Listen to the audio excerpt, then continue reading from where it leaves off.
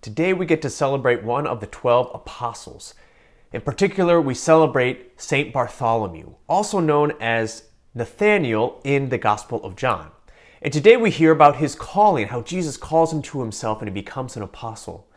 And Jesus is walking along and he calls him, and he is amazed at Jesus, and he gives this great profession of faith in Jesus. But the reason for it is because Jesus saw him under a fig tree before.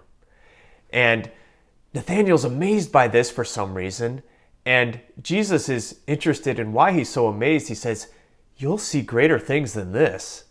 He's like saying, "You haven't seen anything yet. All I've done is called you from underneath that fig tree, that I could tell that you were a good man from that." But he said, "You'll see much greater things than this." I think that Jesus is calling Nathaniel, and he's always calling us to a deeper expectancy in our faith, to expect more than what we've seen. I'd say that most of us, we believe because we have some experience of faith, or perhaps it was passed down to us, and we continue that tradition.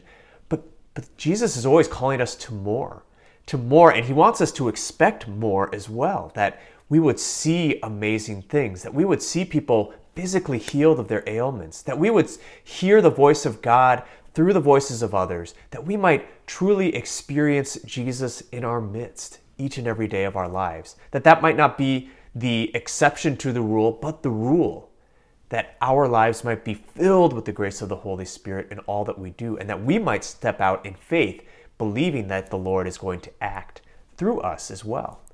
So today, let's ask the Lord for that grace of expectant faith that he's trying to pull out in Nathaniel and St. Bartholomew, and that we too might just be alive with his Spirit, expecting the Lord to act in every situation, and remembering too that we have seen great things. We see great things every time we come to Mass, and we see Jesus come before us, before our very eyes, in the form of bread and wine.